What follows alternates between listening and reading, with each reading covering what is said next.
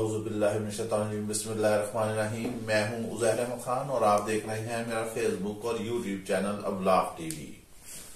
آپ نے دیکھ لیا کہ کراچی کے بلدیاتی انتخابات میں کیا ہوا۔ ہم نے آپ کو پہلے ہی اس کے نتائج سے آگاہ کر دیا تھا اور جو ہم نے کہا وہی دن بھر ہوا، وہی ڈرامہ رچا اور بسا، اور پیپلز پارٹی جو ہے وہ کئی کونسلوں سے، یونین کونسلوں سے ون کرتی ہوئی نظر آئی، جبکہ عوامی سطح پر بھی ری ایکشن سامنے آیا۔ جماعت اسلامی کے جو تھے انہوں نے بھی، رہنماؤں نے پریس کانفرنس کی، ایم کیو ایم نے بھی کہا، فاروق ستار نے کہا کہ اب وقت آ گیا ہے کہ ہم حکومت سے علیحدہ ہو جائیں۔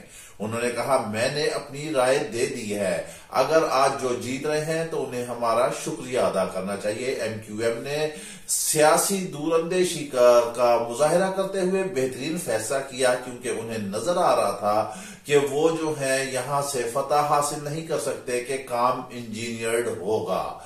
پی ٹی آئی نے بھی اپنے ممبران کھڑے کیے، لیکن ان سے کچھ سیاسی غلطیاں ہو گئیں کہ انہوں نے باقاعدہ طور پر جو ہے اپنے لوگوں کو تیار نہیں کیا تھا۔ پھر میئر کا بھی کوئی آدمی ایسا سامنے نہیں لائے تھے، جبکہ پیپلز پارٹی اور جماعت اسلامی کے جو تھے میئرز کے امیدوار سامنے نظر آ رہے تھے اور وہ اس کے لیے فائٹ بھی کر رہے تھے۔ یونین کونسل میں پی ٹی آئی کا بندوبست کچھ اتنا خاص نہیں تھا، وہ اس طرح سے ان کا مقابلہ نہیں کر پائے جیسا کہ کرنا چاہیے تھا۔ عوامی سطح پر گو کہ پی ٹی آئی کو جو ہے وہ پذیرائی حاصل ہے، اکثریت حاصل ہے، لیکن چیزیں مینج کی جاتی ہیں۔ پیپلز پارٹی کی وہاں پر حکومت ہے اور اس کا مقابلہ کرنے کے لیے باقاعدہ منصوبہ بندی درکار تھی۔ اب وہاں کے جو پی ٹی آئی کے رہنما ہیں وہ گو کہ کہتے رہے کہ ہماری اکثریت ہے، ہم جیت رہے ہیں، ہمارے اتنی ہم نے سیٹیں حاصل کرنی ہیں، ہمارے اتنے بندے جیت لیے ہیں، لیکن کچھ اور ہی ہوا۔ جیسا کہ ہم نے بتایا تھا کہ جن یونین کونسلز میں ووٹ بھی نہیں پڑے، لوگ بھی باہر نکلے، وہاں بھی معاملات چلے، جبکہ آصف علی زرداری ادھر لاہور میں ڈیرے لگا کر بیٹھے ہوئے تھے، کیونکہ عمران خان نے کہہ دیا ہے کہ وزیر اعظم کو بھی اعتماد کا ووٹ لینا پڑے گا اور انہیں بھی اپنے نمبرز پورا کرنے پڑیں گے۔ لیکن بظاہر نظر یہ آ رہا ہے کہ شہباز شریف کے پاس بھی اب نمبر پورے نہیں ہوں گے، کیونکہ پی ٹی آئی نے بڑی زبردست سیاسی گیم کھیلی ہے۔ اب یہ تو تھے کہ سندھ کے بلدیاتی انتخابات، بہرحال جو بھی دھاندلی ہوئی ہے، انہیں اندرون خانہ تو پتا چل چکا ہے پی ڈی ایم کو کہ آنے والے جنرل الیکشن میں جو ہے ان کی کہیں جگہ نہیں بن رہی ہے، اور جو ان کے رجیم چینج والے تھے انہوں نے بھی ان کو اب تنہا چھوڑ دیا ہے، جس کی وجہ سے یہ سخت پریشان ہے۔ معاملات کہیں اور ہی سے چلتے ہیں۔ بہرحال دیکھتے ہیں کہ آگے اب کیا ہوتا ہے۔ جماعت اسلامی نے کہہ دیا ہے کہ ہم جو ہے یہاں پر مظاہرے کریں گے، احتجاج کریں گے، جبکہ ادھر سے کپتان نے کہا کہ اگر پنجاب میں ہمارا حق چھینا گیا تو ہم بھی جو ہے اپنا احتجاج کریں گے اور مظاہرے کریں گے اور ریزسٹنس شو کریں گے، جبکہ ساتھ ہی انہوں نے قاف لیگ کو پیشکش کی ہے کہ وہ تحریک انصاف میں ضم ہو جائے اور ایک ہی جھنڈے کے تلے وہ الیکشن لڑے۔ اس سلسلے میں چودھری پرویز الہی نے قاف لیگ کا جو اہم ترین اجلاس ہے اسے طلب کر لیا ہے۔ گو کہ پرویز الہی کی گفتگو میں لچک نظر آ رہی ہے، بہت امکان ہی ہے کہ ہو سکتا ہے کہ وہ ضم ہو جائیں پاکستان تحریک انصاف میں، کیونکہ آنے والے وقت میں جو الیکشن ہونے جا رہے ہیں، جس کو پی ٹی آئی کا ٹکٹ ملے گا وہ ہی فتح یاب ہوگا اور عوام اسے ہی ووٹ دے گی، اور چودھری برادران جو ہیں وہ بہت زیرک سیاستدان ہیں اور وہ آنے والے وقت پر جو ہے وہ نظر رکھتے ہیں۔ اب ایک اور اہم ترین خبر یہ ہے کہ ہم آپ کو بتاتے ہیں کہ ایک قاسم علی شاہ جو کہ کاؤنسلنگ کرتے ہیں، سوشل میڈیا پر ہے، ان کے اچھا خاصے فالورز ہیں، انہوں نے عمران خان کا انٹرویو کیا۔ انٹرویو کیا تھا، جیسے کہ وہ ایک اخبار جہاں میں کہانی چھپتی ہے، 3 عورتیں 3 کہانیاں، اسی طرح قاسم علی شاہ نے کیا۔ یوں تو وہ کاؤنسلنگ کرتے ہیں، وہ کہتے ہیں کہ میں نے ججز کو بھی پڑھایا، میں نے آرمی کو بھی پڑھایا، میں نے وکلا کو بھی پڑھایا، میں نے ہر طبقہ زندگی کو پڑھایا۔ اس میں کوئی شک نہیں کہ وہ جو ہے علم والے آدمی ہیں، بولنے والے آدمی ہیں، بتانے والے آدمی ہیں، لیکن بعض اوقات یہ ہوتا ہے کہ جس وقت آدمی بہت زیادہ اوور کانفیڈنٹ ہو جائے تو وہ پھر آخر میں جو ہے وہ ٹھوکر ہی کھاتا ہے۔ انہوں نے عمران خان سے انٹرویو کیا، عمران خان سے ملے، عمران خان سے ملنے کے بعد وہ شہباز شریف سے ملے، پھر وہ پرویز الہی سے ملے۔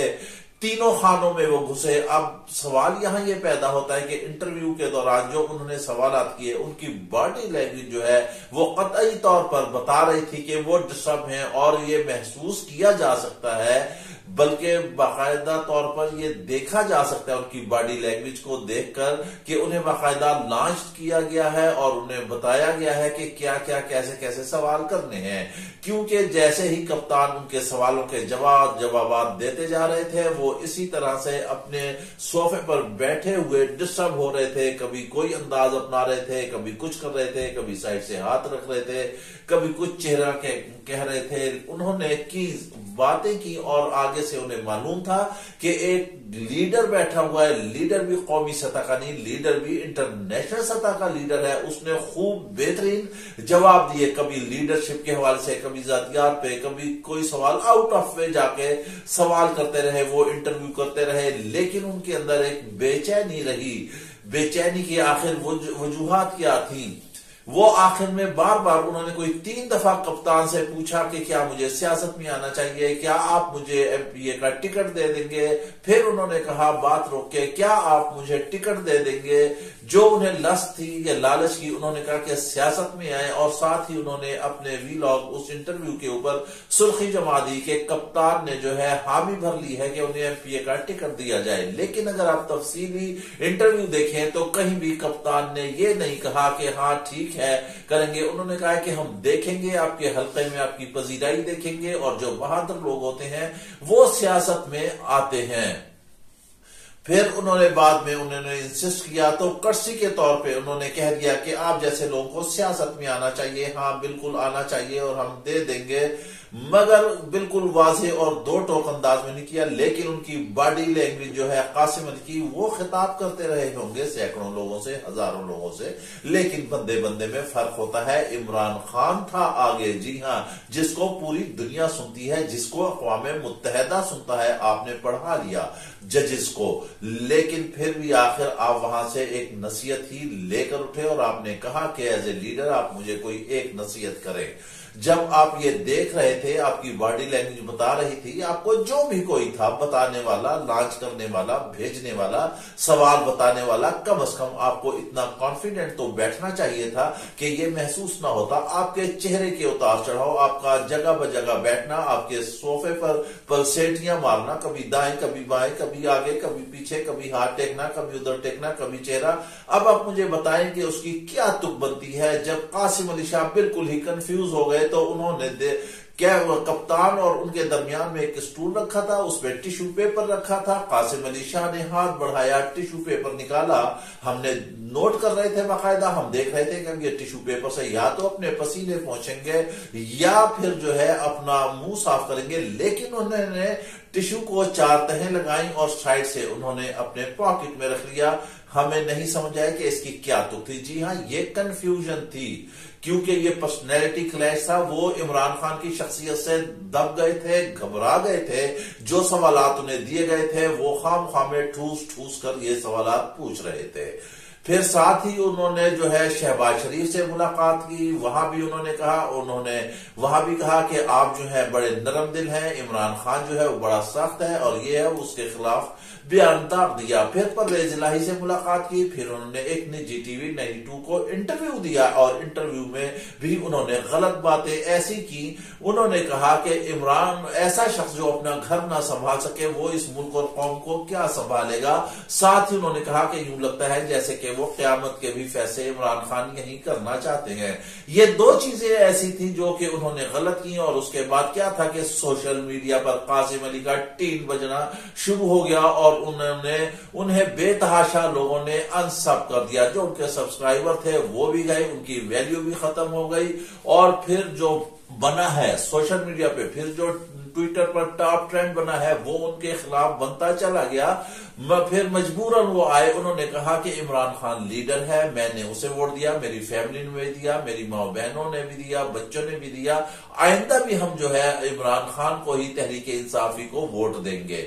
जी जनाब आए थे सियासतदान बनने के लिए, लेकिन वहां पर उनका काम ही उलट हो गया। बहुत ज्यादा पुरएतमाद होने के लिए आए थे, वहां से कह रहे थे कि उन्हें टिकट मिलेगा, لیکن وہ وزیر اعظم سے ہی ملے، پرویز الہی سے ہی ملے، پھر عمران خان کے خلاف انہوں نے بیان بھی داغ دیا۔ عمران خان کے جو جوابات تھے وہ انتہائی نبے تلے تھے، انتہائی باعتماد طریقے سے دیے، کہیں بھی وہ کنفیوز ہوئے، اور انہوں نے بتا دیا کہ لیڈر کون ہوتا ہے، لیڈر کی کیا خوبیاں ہوتی ہیں۔ پھر مزے کی بات یہ کہ وہ عمران خان سے پوچھتے ہیں تو کیا ہوتا ہے، نیلسن منڈیلا کی مثال دیتے ہیں کہ انہوں نے کہا کہ انہیں معاف کر دو اور آگے بڑھ جاؤ۔ انہوں نے مثال دی جس پر عمران خان نے کہا کہ ایسا ممکن نہیں ہے کہ حضور پاک صلی اللہ علیہ وسلم نے فتح مکہ کیا، انہوں نے سب کو معاف کیا، لیکن انہوں نے یہ بھی کہا کہ اگر میری بیٹی بھی چوری کرے تو اس کے بھی ہاتھ جو ہے کاٹ دیے جائے، لہٰذا ایسے کرپٹ لوگوں کو معاف نہیں کیا جا سکتا۔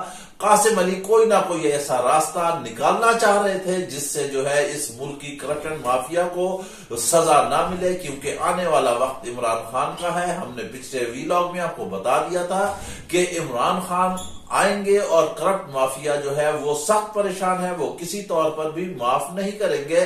قاسم علی شاہ کو شاید اسی لیے لانچ کیا گیا تھا تاکہ وہ کوئی راستہ نکال لے، لیکن عمران خان نے انتہائی بہترین طریقے سے انہیں بتا دیا کہ سب کو معافی ہوگی، بالکل ہوگی، لیکن کرپشن مافیا کو کسی صورت میں معافی نہیں ہوگی۔ جنہوں نے لوٹا ہے، جو لٹیرے ہیں، جو لوٹر ہیں، جنہوں نے خزانہ لوٹا ہے، جنہوں نے عوام کا حق کھایا ہے، جنہوں نے اپنے دوزخ اپنے پیٹ بھرے ہیں۔